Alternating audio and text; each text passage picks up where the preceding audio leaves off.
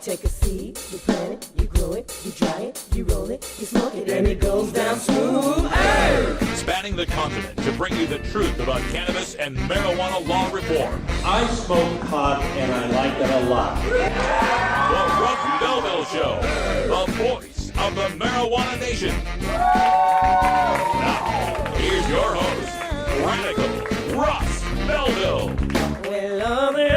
Good day, tokers and tokettes and non-token lovers of liberty, and welcome to the show. It is Monday, August 4th, 2014, and it's got to be 420 somewhere in the world. It's also my niece Hannah's birthday. Happy birthday, Hannah, who is leaving to serve our country in the United States Navy. Wow, I didn't see that coming, Hannah. Congratulations. We've got all sorts of great stuff on the program for you today, including something I never thought I'd see. Dueling full-page ads in the New York Times over marijuana. We got the one from GrassIsNotGreener, the new Project Sam offshoot. It's pretty hilarious and a great reaction from Marijuana Majority's Tom Angel on that. We'll bring that to you in our Behind the Headlines segment, which also includes the new New York Times ad from Leafly, the Yelp of marijuana, I guess you could call it. Their ad is pretty nice too, so we'll show you that, plus a bonus ad from the people fighting the inevitable Florida medical marijuana question too. That again, I mean, I don't understand who they're trying to place these ads to. So we'll figure that out in Behind the Headlines today. Also on the show, we've got a Dr. Mitch Earlywine segment coming up. That's right. Dr. Mitch will be joining us for Cannabis Q&A. We'll be taking your live questions via our phone line at 971-533-7111, or you can get into our live chat room, which is available through our webpage at 420radio.org. Just look in the multicolored buttons there toward the header, and you'll see the chat window in nice orange there, and you'll be able to join the rest of us. Some of our most regular listeners are there, and a lot of help you can get from the moderators as well. And I'm having some weird things going on with my browser. So there we go. It finally popped up there. Bacon Dan will be joining us later on in hour 2, bringing us some daily toker tunes for Roots Monday as well. Also on the show today, after we speak with Dr. Mitch Earlywine, we'll have time for a radical rant. I'm going to dig again into GrassIsNotGreener.com. Forbes had a great takedown piece on this, and I'm going to give you an idea why this is the funniest anti-pot website I have seen in a long time. That's coming up in our radical rant. But first things first, we got to get you the headline news, and joining us from Colorado, our correspondent, Priscilla Sibin. Hi, Priscilla. How are you? Oh, great. I'm mile high in Colorado. Mile high today. Any good stuff happening on the weekend this weekend?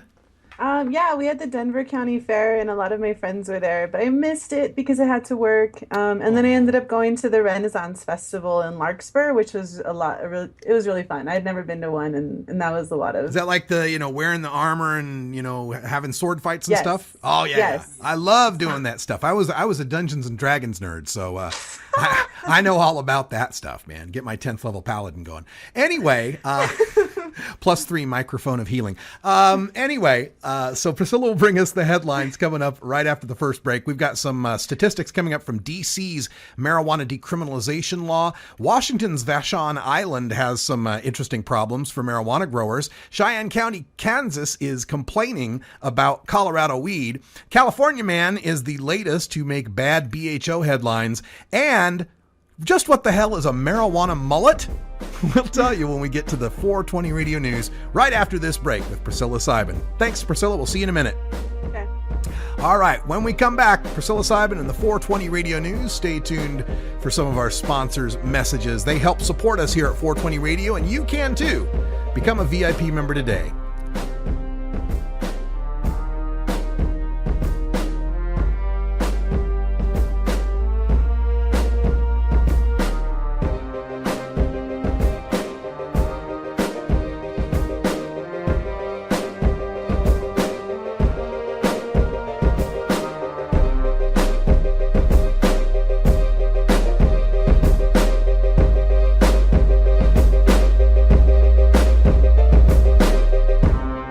You're tuned into the Russ Belville Show, the voice of the marijuana nation. 420 Radio. Tune in, turn on, get high. Congresswoman Debbie Wasserman Schultz thinks it's okay for medical marijuana patients to go to federal prison. On May 30th, she voted against an amendment that would respect Florida's new laws and protect Florida's patients. Even though 88% of Florida voters support medical marijuana, why would Congresswoman Wasserman Schultz vote to send patients like this to prison? Is Congresswoman Wasserman Schultz out of touch with Florida? 420radio.org presents the Herb Thrasher Flower Hour with Herb Thrasher and Radical Russ from Portland, Oregon. Herb Thrasher Flower Hour is 2 hours of unrestrained rock, metal, punk, and alt country music, interviews, concert bootlegs, and sports with America's hardest rocking marijuana activist stoner, Herb Thrasher. Live 2 hours Friday, 8 p.m. Pacific, with replays at 8 and 5 on Fridays and replays Saturday at 8 p.m. Pacific on. I don't use marijuana, but as a teacher of 36 years, I can tell you lots of other people use it. I don't believe in prohibition. I don't think it works. Prohibiting it hasn't stopped anybody from getting a hold of it. I would like to see it regulated so that maybe kids can't get a hold of it so easily. I know they get a hold of it now very easily. I support a new approach to marijuana. I support legalizing it. It's with us. It's not going to go away. And if we can get money through the taxation, we can also educate our kids about it. That's why I support it.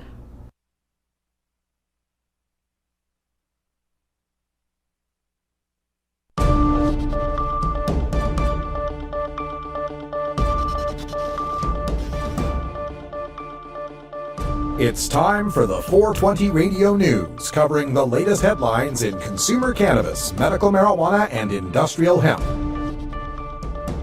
Transcripts of 420 Radio News are available daily on our website at 420radio.org. Now, here's Priscilla Simon. Hey folks, it's your 420 Radio News for Monday, August 4th, 2014.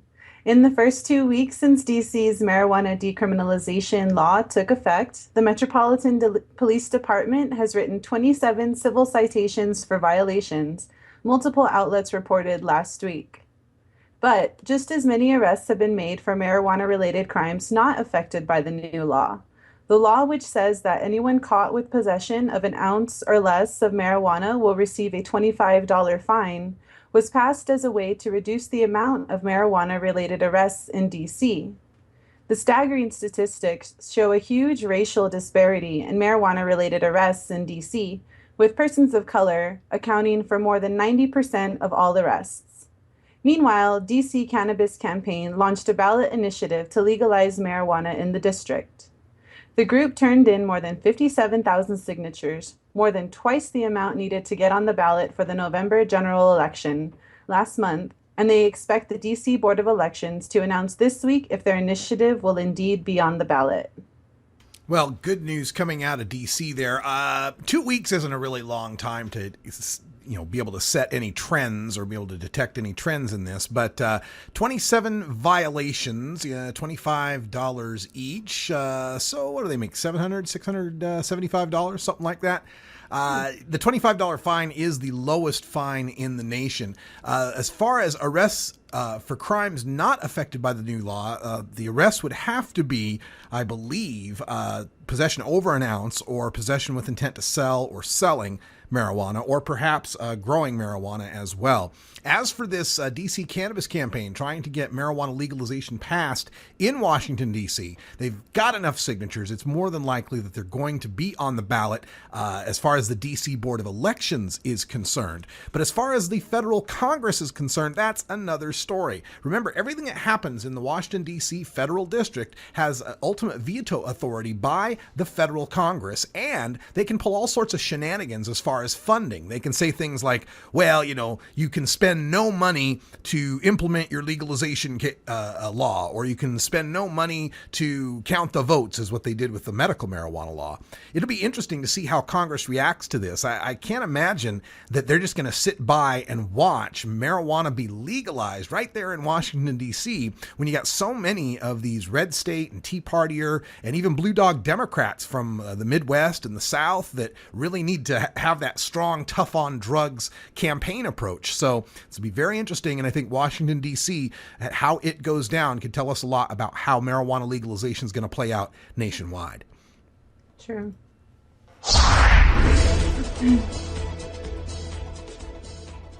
For growers who wish to farm legal cannabis on Washington's Vashon Island, there may be no legal way for a state-approved marijuana producer to move product across the Puget Sound. Since no roads connect Vashon to the mainland, marijuana growers will have to move their product by air or sea, both regulated by federal agencies, which still consider marijuana to be illegal. For Scott Durkee and the 13 other growers seeking licenses on Vashon, some of whom have already invested thousands of dollars into their business, this poses a complication, especially given there's only 3 retail shops planned for the island. Quote, "We're not going to sell it all on Vashon," said Durkee, an island resident. Quote, "We're stoners, but we're not that much of stoners," end quote. Vashon Island could be a pot grower's utopia. At 37 square miles, it's larger than Manhattan, but with less than 1% of the population. This isolated rural farming locale, combined with high voter approval of legalized marijuana, makes the island attractive real estate for outdoor growers. Modern Farmer dubbed Vashon Weed Island last year. Yeah, Weed Island it is. And, there's a similar problem they've got in Hawaii as well. When it goes all the way back to medical, you're going to grow on one island. How are you going to get it out to the other island? And you got to fly, or you got to take a boat. And all of that is, federal territory as far as the law is concerned. It just goes to show that, we've already thought of the banking and all of the other federal areas, taxes, where it being legal in a state crosses these federal barriers that we have to deal with. And this is just another one of them, dealing with places that are either going to have some sort of flight or some sort of boat to transport from the state to just even other parts of the state. Washington State's going to have this problem. Hawaii's going to have this problem. I imagine there could be, similar if you're growing on Catalina Island in California, or some of the East Coast states that have some of these islands that are reachable only Martha's Vineyard, right? Air or sea. So anyway, Nantucket Island, I guess it would be. But anyway, interesting problem that we're going to have to solve here, and maybe only federal legalization can solve that.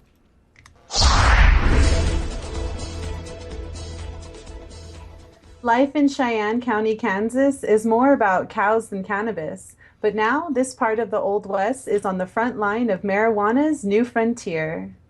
Pot is legal in nearby Colorado, but when it leaves the state, it often travels across Kansas' remote highway. A recent study found that nearly half of all marijuana purchases in Colorado are made by out-of-state visitors. Under federal law, that marijuana has to remain within Colorado's borders. In 2013, the federal Rocky Mountain high-intensity drug trafficking areas calculated 288 cars smuggling Colorado marijuana beyond state lines. That may not seem like much, but experts estimate that they are only catching about 10%, meaning 90% of illegal trafficking is going unnoticed. We've documented 40 different states that it's gone to, said Tom Gorman, the agency's director. On patrol, arrest is not the only answer in a cash-strapped county of fewer than 3,000. Sometimes it's more beneficial to let the sheriff confiscate the small amount of marijuana found if they don't pose a threat, according to the county sheriff. Yeah, Cheyenne County, Kansas's problem isn't that Colorado legalized, it's that Kansas still prohibits. And this is the thing that these nearby states are going to have to realize, is that states have the right to do what they will with weed, and it's a weed. and lots of people like it, and they're going to traffic it, and there's nothing a state could do. I mean, I imagine some of these states might ask Colorado to set up those roadside, toll plazas like you have in California. When you go to California and you stop by and they say, "You got any fruits or vegetables on you?" No, and then they wave you through. Is that what they want us to do to make sure the weed doesn't get out? Because here's the problem I've got with all of this belly aching from these nearby states about Colorado marijuana. They say they're only catching 10%. 90% of it's getting through. So if 90% of it's getting through, tell me what terrible thing has happened aside from people violating your prohibition, saying that you said no and they went and did it anyway. Are you seeing more traffic fatalities? Are you seeing more kids going psychotic? Are you seeing more adults not going to work? Right? What is the harm here? The fact They're just stepping on their grass. You're just stepping on their grass. That's what they've got the problem with, is get off my damn lawn, kids. That's what they've got the problem with. They can't show that there's been any actual harm, and they're actually harming their own taxpayers by continuing to spend money in this futile attempt to try to stop the weed. Use that tax money to help people instead of trying to hurt people. Yeah. A California man faces controlled substance and child endangerment charges after a marijuana cooking process allegedly set his apartment on fire. Central Marin Police said Brian Holland, 29, was attempting to convert marijuana into a wax form late Saturday when butane used for the process ignited from being too close to the heater pilot light. Holland was taken to a local hospital to be treated for a minor burn on his arm suffered in the fire. Holland's two children, 2 and 4, were asleep in a bedroom adjacent to the living room where the fire started, but were not hurt. And Holland's mother was also in the apartment, authorities said. Upon being released, Holland was booked at Marin County Jail on 2 counts of child endangerment and 1 count of manufacturing a controlled substance. The fire had been put out by residents with a fire extinguisher before responders arrived, leaving only a burn mark on the living room carpet, fire officials said. Police reportedly seized more than 2 pounds of marijuana, 24 cans of butane, and other materials used for the conversion process. All right, folks. Those of you in Oregon who keep questioning me about New Approach Oregon's ban on homemade marijuana extraction, here you go. This is why it's in there. This is the exact kind of story that people don't want to see in the headlines that are going to make people nervous about legalization of marijuana.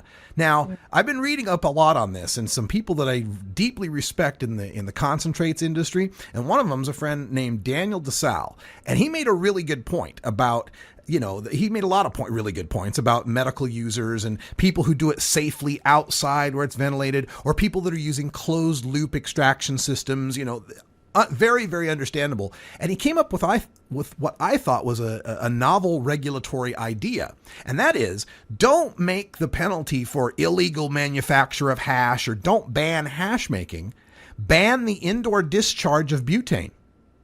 Right? Just ban the indoor use of flammable solvents, butane, propane, hexane, whatever it might be, because that's really what we're afraid of. People discharging these flammable gases inside their homes where they might cause explosions. He wouldn't even have to be making hash. Someone just sitting around discharging butane. That's the crime. So now the hash making is why people are doing that. But the real danger here is the explosive gas. So let's make discharging explosive gases indoors illegal, instead of just throwing the baby out with the bathwater and having it so patients can't manufacture, a potent concentrate that they really need.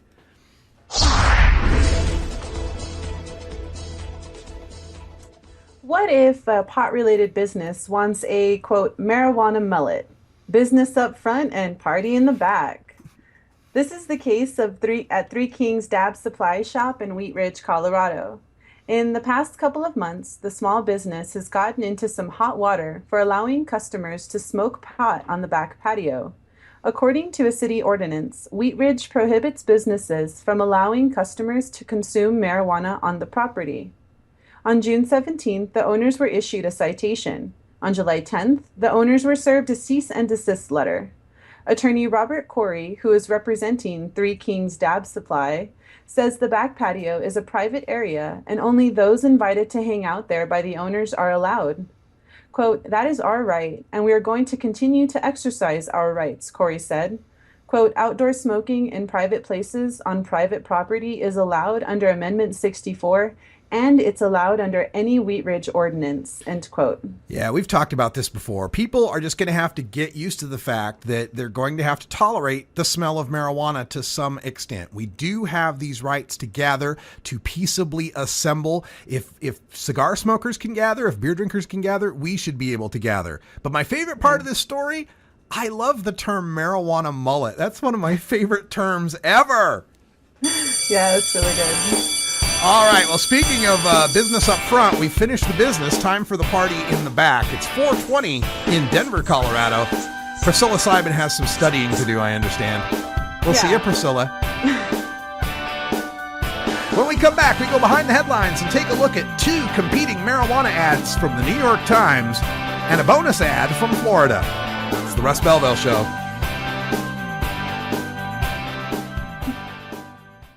.420 Radio, the world's voice of marijuana legalization. What the authorities should do is decriminalize pot use. You want to do it in your house, not bother anyone? Fine.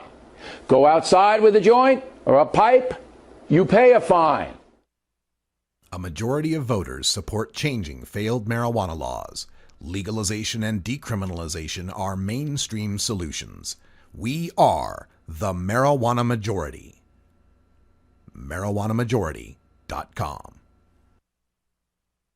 Join us for the International Cannabis Business Conference September 13th and 14th in the Portland Ballroom at the Oregon Convention Center. The International Cannabis Business Conference will focus on the emerging cannabis industry in Oregon, the United States, and around the world, putting you in front of the industry's foremost entrepreneurs, political leaders, and attorneys. Also showcasing over 40 cannabis-related industry exhibitors, offering VIP lunches and free nightly networking events. Prepare yourself for America's next great industry.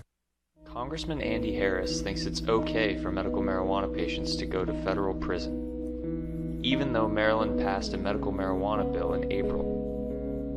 On May 30th, Congressman Harris voted against an amendment to respect Maryland laws and protect Maryland patients. Why would Congressman Harris vote to send patients like this to prison? 72% of Maryland residents support medical marijuana. Is Congressman Harris out of touch with Maryland?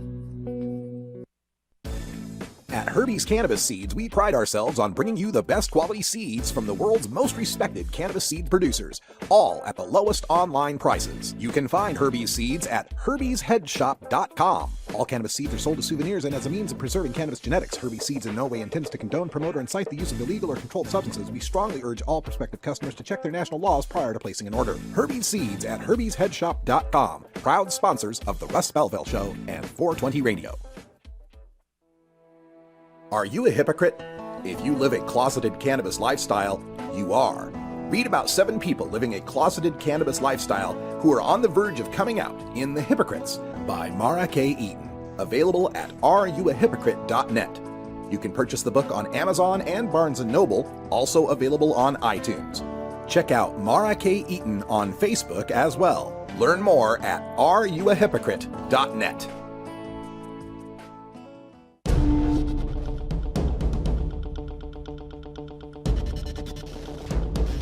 Welcome back, everybody. 23 after the hour, and time for us to go behind the headlines. And of course, the big story last weekend was the New York Times in their Sunday op-ed editorial, the editorial board coming out in favor of nationwide marijuana legalization. And they followed that up with a week-long series of editorials that highlighted different aspects of prohibition, the history, the racism, what's happening in Colorado, and so forth. I highly recommend you check those out. Go to the New York Times and just use their search feature, find their stuff on legalization.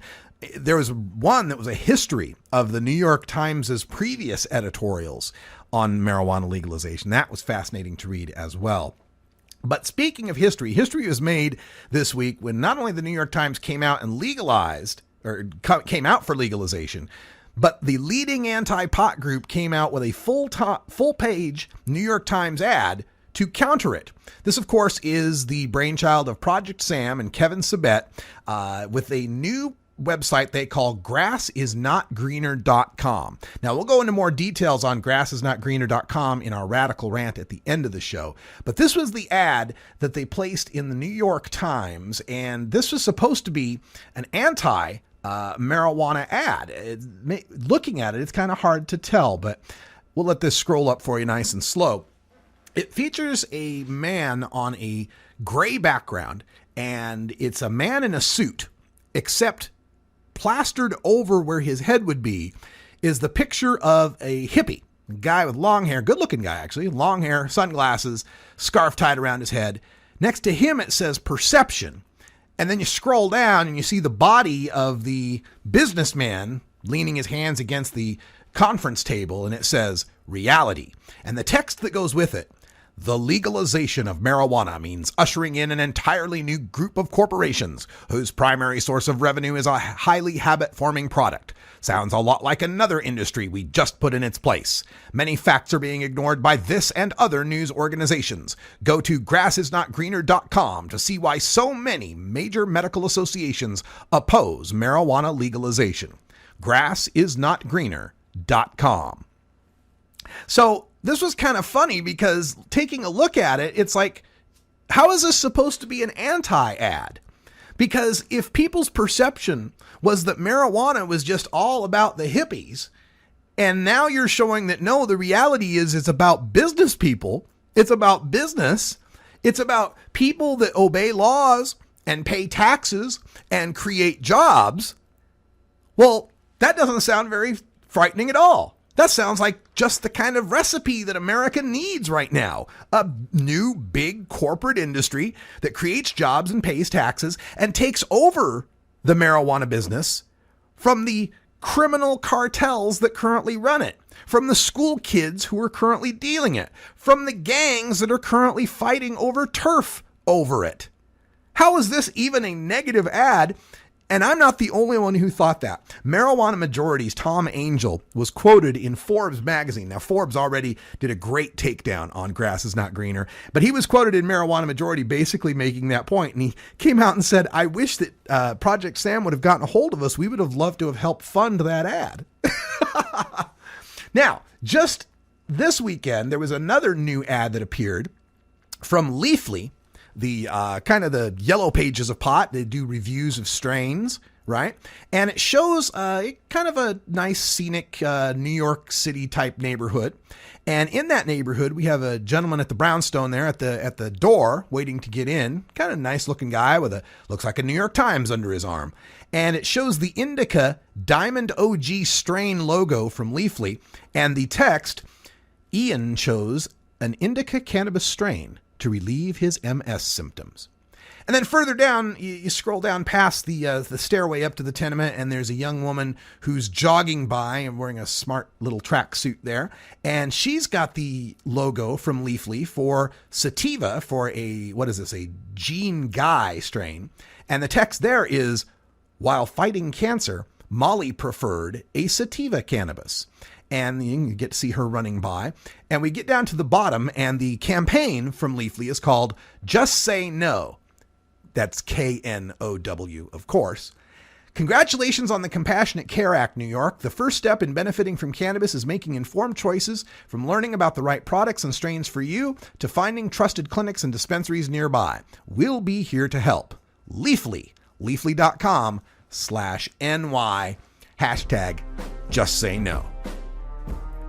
So these are full page ads, and that's not cheap, folks, when we're talking about the New York Times. And just as a bonus, as we fade out here, the final ad, this is the one that's appearing in Florida lately for the anti-medical marijuana people there. This one features a hospital setting. Now, we'll be right back with Dr. Mitch Earlywine after these messages.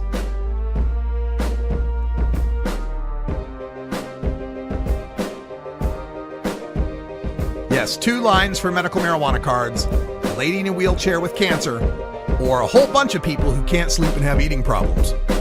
As if that's a bad use of medical marijuana.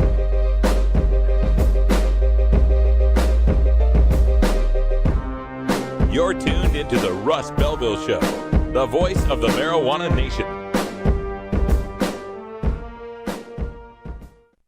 You can get 420 Radio on the go with our Shoutcast stream for all internet-enabled media players. Go to rad-r.us/420shout or just click the Shoutcast icon below the live radio feed at 420radio.org.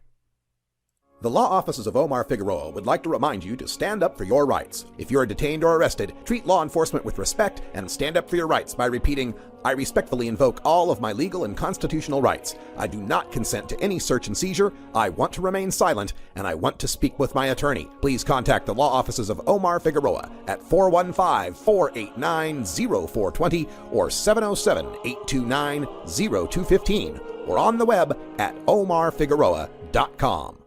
You know Herb Thrasher from the Herb Thrasher Flower Hour. Now get ready for Herb Age Designs for the proud cannabis consumer. Herb Age Designs, lifestyle gear for the 420 friendly. Herb Age Designs, we've got Frisbee golf discs and durable hemp gear. Herb Age Designs, we've got shot glasses, drinking glasses, coffee mugs, and beer cozies. Check us out on Facebook and online at herbagedesigns.com and follow Herb Age and Herb Thrasher on Twitter. 420radio.org is proud to replay Green Stream Radio with Grandma Cat, Tim Me, and On One from Olympia, Washington. Green Stream is bringing you the latest developments in legalization in Washington state straight from the state capitol, plus on-site shows at emerging cannabis clubs and hemp fests. Catch the replays Tuesday at 11 Pacific on 420radio.org. The International Cannabis Business Conference takes place September 13th and 14th at the Portland Ballroom in the Oregon Convention Center in Portland, Oregon. Featured speakers include Oregon Senator Floyd Przansky, U.S. Congressman Earl Blumenauer, Daily Dish blogger Andrew Sullivan, author Doug Fine, and Harborside CEO Steve D'Angelo. To learn more, visit our website at internationalcbc.com. The Marijuana Business Association, or MJBA, are proud sponsors of the Russ Belville Show. It is the mission of the MJBA to establish integrity and legitimacy, create common market standards, provide market intelligence, and develop best ethical business practices for participants in the emerging legal marijuana industry, including commercial hemp, medical marijuana, and recreational marijuana for adults. Learn more about the Marijuana Business Association and visit mjba.net to join today. That's mjba.net.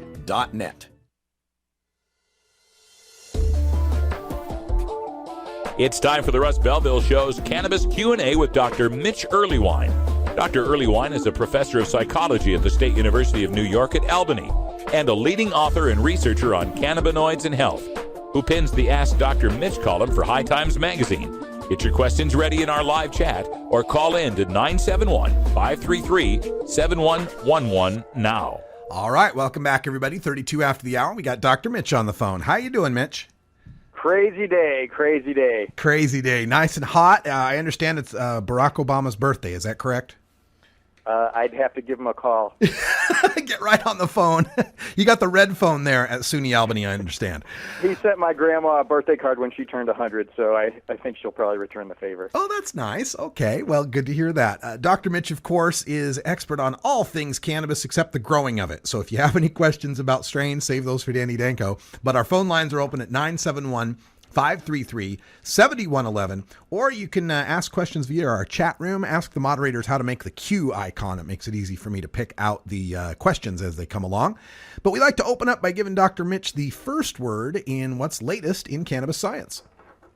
Well, actually, you sent me a number of interesting links here, Russ, and I'm happy to discuss any of those in whatever order you want. The recent reviews I've done just in the cannabis literature have all been crazy interactions with social anxiety and how marijuana users are often using it to treat social anxiety. If anybody does have some issues with social anxiety, there's a wonderful old book by Phil Zimbardo called Shyness.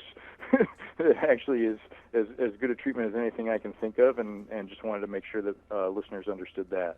All right. Well, let's start off by talking about secondhand pot smoke, because this has come up in a couple of different areas. In one respect, a couple stories I read where, it's talking about child endangerment and whether or not parents should be smoking around their kids because of the danger of secondhand smoke. And on the other side, in the NFL, Josh Gordon, last year's NFL leading wide receiver, is appealing his indefinite suspension from the NFL, claiming that his positive test was the result of secondhand smoke. So I thought we'd tackle both of those. Is secondhand smoke a danger to adults or children? And can you really test positive on a drug test from secondhand smoke? I mean, everybody knows that I would love to see the NFL relax some of those rules about cannabis use because it just seems ridiculous, particularly if you're a Denver Bronco. Seattle Seahawks. In fact, we don't have data suggesting that secondhand smoke would create a false positive unless you're in a real hot box. So, I mean, if he was in a car where people were literally blowing smoke in his face and you couldn't see into the car because of the smoke, I would certainly believe it, but it seems like that would be pretty ill-advised given what he knows about the NFL rulings. But I think it does underlie this kind of bigger question, which is why on earth can't NFL players use cannabis? Yeah, and it's a pretty shocking combination of stories that have come out from the NFL recently. Of course, guys getting 4-game suspensions for smoking pot, Ray Rice getting a 2-game suspension for knocking his wife unconscious. So, there's a little bit of a problem there in severity and scope, I would say. I have to agree, and I hope feminists everywhere will join me in saying that is not an appropriate penalty for knocking anyone out, particularly your wife. Not at all. I think especially, when we think of these football players being so strong and well-trained and aggressive that, there should be a zero tolerance for any sort of, public aggression by a football player. It should be a season suspension right there. But anyway, let's get back to a marijuana story here, because here in the Pacific Northwest, in the Seattle Times, there was an article that came out where a gentleman wrote about his experiences going to the park with his kids, and then there's secondhand pot smoke from skateboarders nearby who wouldn't put it out and said, screw you, dude, it's legal. And, other people complaining about being at concerts or being at the beach where their kids are subject to the secondhand smoke. Is there any danger from the secondhand smoke, and what can we do to better deal with this intersection of parents with kids versus legal pot smoking? It's extremely unlikely that a kid would get high from secondhand smoke in any kind of open area and even in a large concert hall. But I feel like we really don't want to push the envelope on this kind of thing. We're brand new to legal cannabis, and we don't want to basically insult the folks who have actually helped us make this happen. And so a lot of public consumption is really not part of the spirit or the letter of the law in most of these places. And so I encourage everybody we know to make sure that, you're courteous about folks who are not users being in the vicinity, much like you put your 40-ouncer in a brown paper bag. It's just kind of the nice thing to do, and I really want to spread that image that cannabis users are considerate and mellow.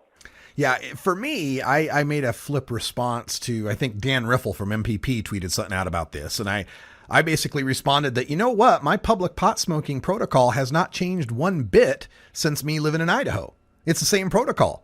Go downwind, be where you can't be seen, be where you can see people approaching you. I mean, know your environment, know where you're at, set and setting, right? So to me, I would say to tokers out there that, we used to have to keep it on the down low. Keep it on the down low. We already know how to do that. It's not demanding a new set of skills in any way, and I feel like it's not too much for those who aren't users to ask this of us. Yeah. Now, I would appreciate if we eventually got the laws set to where they did have some public areas set aside for pot smokers. I think that's the more logical solution. I mean, people wouldn't smoking around your kids if they did have a designated place to go smoke it, but maybe that's further on down the road, you think? Or even just to clearly don't smoke it here, Yeah. So a lot of the folks who are still struggling with cigarettes, pretty soon they're only going to be able to smoke on the moon, I'm afraid. Yes. But there definitely are areas that it is okay, and if we could just have the same, I'd be pretty eager to have that kind of arrangement. All right, we have a question from our chat room. Speed Limit says he started experimenting with cannabis when he was about 10 years old. By the time he was 16, he was consuming every day. He's been consuming regularly since that time and now does so for medical purposes. He's now 43 years old. Is he doomed? I would not say he's doomed. What's curious is, that is some prime time for brain development, so he may want to see what it feels like to keep his doses as low as possible, to take the occasional day off if his medical symptoms permit it, and then make sure he's getting a full-bodied life, so to speak, making sure he's still involved in multiple activities. Part of his life isn't just cannabis, that he's got recreational things and social things and occupational things that he can take care of so that he gets to have a neat, multifaceted life. There we go. And judging from Speed Limit in our chat room, he's having definitely a most interesting life. Okay. Another topic I wanted to talk about. This was a great article that came out in the Washington Post. The Wonk blog did a couple of articles in a row. This one was medical marijuana opponents' most powerful argument is at odds with a mountain of research. Basically, they were saying that the WOTC argument, what about the children, was kind of hollow when you look at the data from states that have both done medical, decrim, or even legalized marijuana and didn't see mass increase in youth use rates. I know this is something you studied in depth. Can you tell us more about it? Rod Skager first started looking at these data in '96 when California passed their medical marijuana law, and literally no impact or modest decreases sometimes because teens don't want to use grandma's nausea med. And then Karen O'Keefe and I have had papers out about this since 2005, updated in 2011. It's pretty clear now. We really aren't going to see any kind of increase in teen use when you pass medical marijuana laws. The data from Colorado and Washington we're all eager to see, but as far as some of the intentions and things like that are concerned, we're not seeing any big increase on that. And in truth, most teens are really quite capable of accessing cannabis even when it's illegal. And when you ask them, why don't you smoke? I don't smoke because it's illegal, never seems to enter the conversation. Yeah, I guess then the theory there is kids already have all the access they want or need. Changing the access for adults isn't going to affect that. And it's literally that simple. I don't know what else to say. All right. Another great article, this one coming out of the Los Angeles Times, drug courts meant to aid addicts, now a battlefield of pot politics. And in this article, it may have been one of the first times I've seen a mainstream paper write an article that illustrated a point that I've made many, many times, and that is drug courts survive off of pot smokers because we're the employed guys with insurance who can pay for it, and we're the ones who can pass the P tests and give you the great recovery statistics you're looking for that next grant. We are the grist for the mill, so to speak. Sad but true, and it's funny how many treatment beds are essentially wasted on folks who could easily kick cannabis for a week on their own to pass a drug test if they needed to. And it kind of saddens me to think that there are probably folks who are really struggling with crack cocaine or intranasal cocaine or meth or something like that who are having a harder time getting treatment simply because some pot user is in that inpatient program. Yeah, we don't want to see that happen. All right, one last question we'll have time for here about this Pennsylvania representative who had introduced a bill to legalize basically the Charlotte's hemp marijuana. They're calling it therapeutic hemp or medical hemp now. What do you think about this federal attempt to legalize CBD? I have tons of apprehensions about this bill in particular, but in truth, I will not do anything to stand in the way of any kid with seizures getting access to CBD. So by all means, I hope this passes. I just don't want to see it turn into an excuse to then not legalize later on down the line. And I do feel like some of the media attention to this has played up CBD and played down THC, and in fact, THC is very important for a number of medical uses of cannabis, including some of its anti-seizure properties, and I don't want that to go forgotten. Absolutely. All right. Dr. Mitch Earlywine is the chair of the Normal Board of Directors and author of numerous books on marijuana. And if you want more information and you're just shy and don't want to call in or chat publicly about this, you can always send an email to 420research@gmail.com. That's 420research@gmail.com. And also check out normal.org. On the blog there, Dr. Mitch has a great post up debunking the White House's reefer mad reaction to the New York Times. It covers brain development, academic achievement, driving, and addiction. And anything you want to add to those, Dr. Mitch? By all means, if people are willing to read those and just point your friends towards them and understand those arguments and help spread the word, it's going to be a better world for us all. And how are you doing with your caffeine disorder? Apparently, you have a caffeine disorder. Sad but true. I relapsed today, but hey, maybe I need to turn it over to a higher power. There we go. I don't know how much higher we can get, Dr. Mitch, but we'll find what we can. Thanks for joining us. Dr. Mitch joins us every Monday here for Cannabis Q&A, and we'll talk to you next week. Looking forward to it. All right. When we come back, we'll have time for a radical rant. In the rant today, we're going back to the new Project Sam website, GrassIsNotGreener.com, just to show you how silly it is. It's just incredibly silly. Graham Chapman should be showing up any minute to tell us how silly it is. Be back in a minute.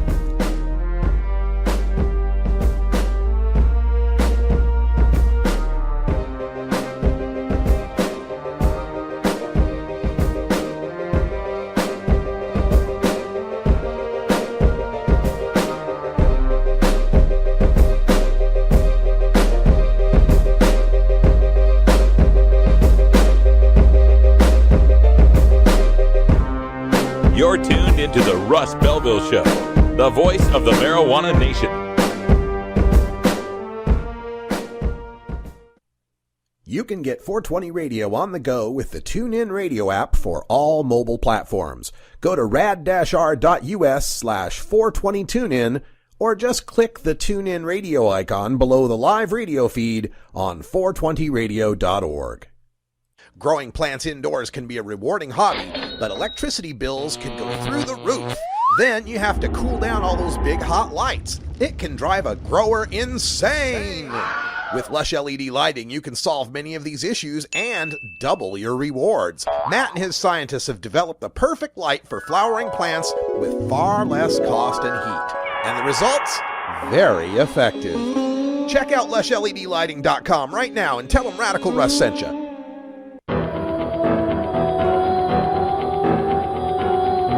In the interest of fair and balanced journalism, the Russ Belville Show presents the anti-drug public service announcement of the day. I get angry just thinking about it. Makes me mad. Little kids doing drugs, it turns my stomach. That stuff hurts. It stops you from living up to your potential. It holds you back. It hurts the user. It hurts his family. And it hurts his friends. I just want to shake some sense into you kids that are using drugs and think about using it. So remember, don't, or else. Okay?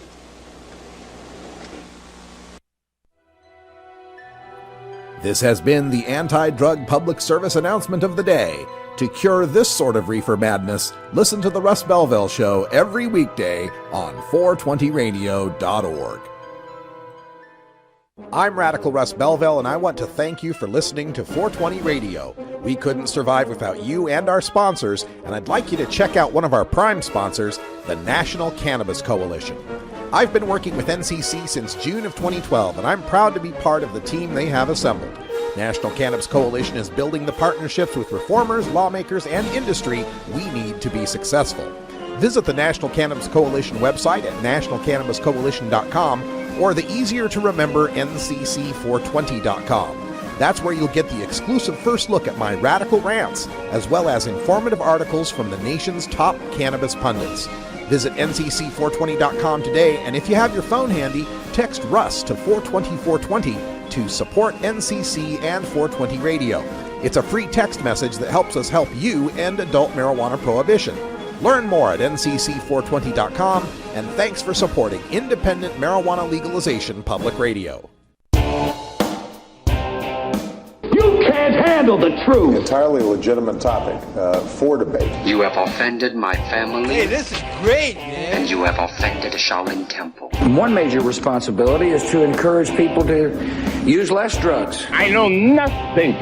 I support a change in law to end federal criminal penalties for possession of up to 1 ounce of marijuana. We don't need no stinking budget.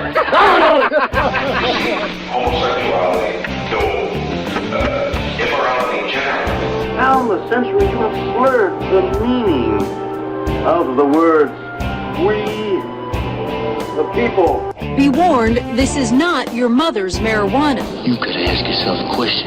Do I feel lucky? Well, do you, punk? I want to ask you a bunch of questions. I want to have them answered immediately. Surely you can't be serious. I am serious. And don't call me Shirley.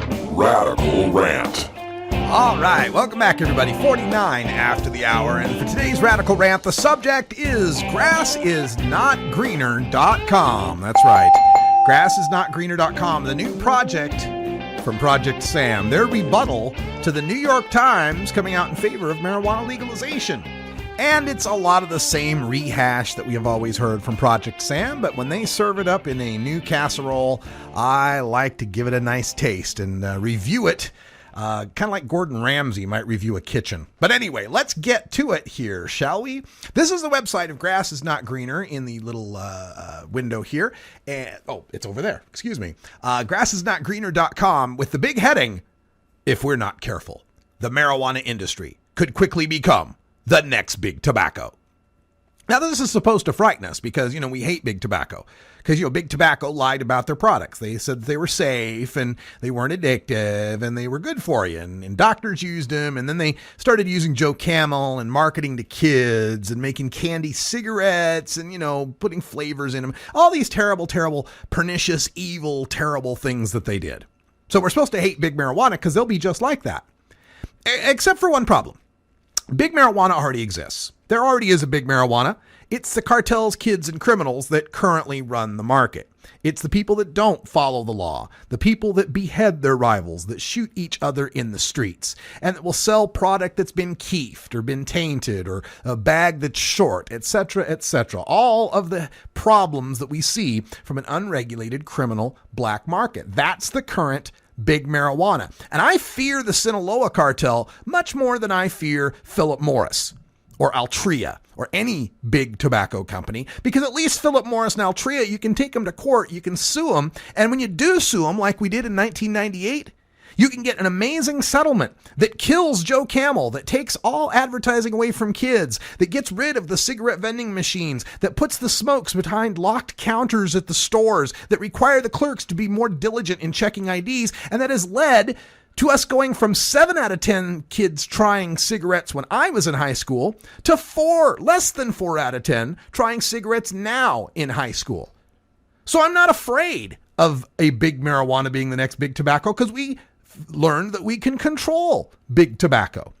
And furthermore, big marijuana won't have to use the same tactics big tobacco did because big tobacco was selling something that was toxic and addictive and tasted like shit. Okay? When you first try a cigarette, you don't like it. Now, some people, a very small minority, might get the nice buzz off it. Most people, they hack, they cough, they think it tastes awful, it smells awful. And if you're an adult, you're not likely to want to take that habit up. But if you're a kid, peer pressure can work on you. You can want to look cool, and you can develop that addiction before your brain has developed its full, frontal cortex by age 25 that's responsible for decision making and risk taking and all of that. You wonder why we draft soldiers so young. That's part of the reason why too. But anyway, big tobacco had to market to kids because they couldn't market to adults. Adults were not likely to take up their product. In the case of big marijuana, the kids, as we spoke to Dr. Mitch in the last segment, the kids who want marijuana can get it. They're getting it. They're already getting it. Legalization, and as we've seen through the studies, doesn't seem to increase teen use any because those that want it can get it and already are. What it does increase is the use by adults. It finally gives adults access that doesn't involve them sitting in a Walgreens parking lot or meeting some guy in a park or going to some alley somewhere or calling some delivery service, but they can actually shop for their product like they shop for wine, like they shop for cigarettes. That's where the use goes up, and the stats bear it out. In 2002, the National Survey on Drug Use and Health showed that there were 2 teenage pot smokers for every senior pot smoker. Now, there are 3 senior pot smokers for every 2 teenage pot smokers.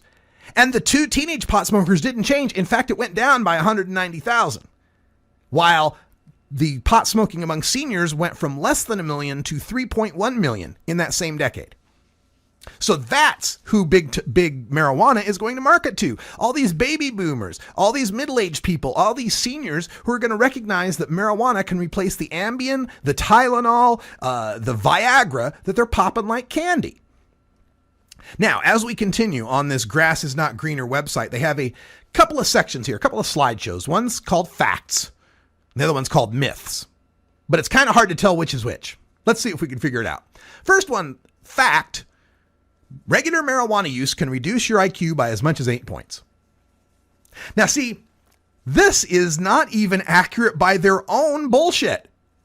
The bullshit that they're quoting here is the Dunedin study from New Zealand that's followed these kids from age 13 on up to age 38 to discover whether or not their heavy use of marijuana would actually lead to any problems cognitively. Now, the study found that the heaviest users actually had IQ that went up. The study found so few marijuana users that didn't use other drugs or alcohol, it was hard to really get a statistical, true reading on what's going on there. And the study was later debunked by another researcher in the same journal who showed you could get the same results with socioeconomic factors instead of marijuana use factors. But even despite that, let's take it for what it's worth. Let's say that Dunedin study actually is true, that kids who smoke regularly end up losing 8 points in adulthood. That's not what this thing says. This says regular marijuana use can reduce your IQ by as much as 8 points. And since they're rebutting someone, the New York Times, that called for legalization of age 21 up, this is an inference that adults who regularly use could reduce their IQ. And there's no study that has ever shown that. So it's not even true by their own bullshit. Here's another fact. Marijuana increases the risk of heart attack more than 4-fold in the hour after use. You know what else does? Going up the stairs. Having sex. In fact, having any sort of moderately aerobic activity does increase the risk of heart attack. Folks, the risk of heart attack is this very tiny, tiny, tiny, tiny risk. Even if you multiply it times 4, it's still a tiny, tiny, tiny, tiny risk. For people who have healthy, functioning cardiovascular systems, marijuana poses no risk of heart attack any more so than any other activity we would accept as reasonable, like drinking or smoking. Fact. Marijuana can lead to schizophrenia, psychosis, and depression. How many times are they going to go back to the well on the schizophrenia and psychosis when we have so much study and history showing this is not true? Worldwide rates of schizophrenia and psychosis remain about the same for the past century. You can look back all the way to English mental hospitals going to the 1900s. And you don't see any greater schizophrenia or psychosis on the timeline, even though the other graph on the timeline, use of marijuana and number of people using it, skyrocket after 1950. You'd think that since people have been using marijuana, since the 1920s, you want to go back to Cab Calloway and Louis Armstrong, since the 1950s, if you want to go to the Beat Poets, Jack Kerouac and your Lenny Bruce and such, 60s, 70s, God, you'd think we'd have noticed by now a mass increase in schizophrenia, psychosis, and depression. And yet it's just not there. Another fact. Today's marijuana is 4 to 5 times stronger than that of the 1960s and 1970s. And that's scary. Why? Why is that scary? Now, if something's stronger, it doesn't mean that you have to take as much of it, right?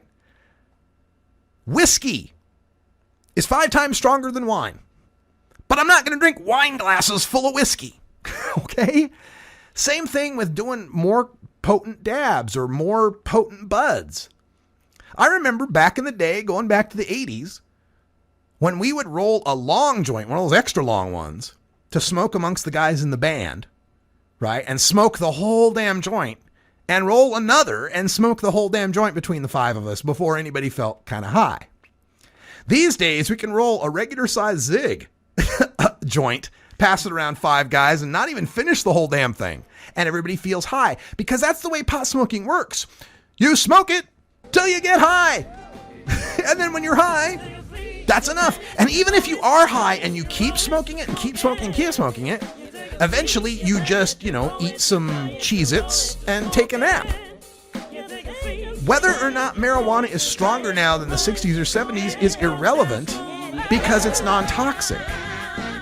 Now, if you were to make something, say, like that's 10 times stronger than the average Vicodin, if you had 10 times the active ingredient of a Vicodin in a new pill, if it were 10 times stronger than the Vicodin we're used to, now that might be dangerous. You might have an 11-2 vote against that in the FDA review panel, and yet, for some reason, the company Alkermes had no problem getting that approved by the FDA. Hey, that's all the time we got. For Big Al and Zane, I'm Radical Russ. Thanks for joining us. Stay tuned for Hour 2, and until next time, take care of each other, tokers. This is the Russ Belville Show. The Russ Belville Show is blogging and podcasting daily at RadicalRuss.com. You take a seed, you plant it, you grow it, you dry it, you roll it, you smoke it. You take a seed, you plant it, you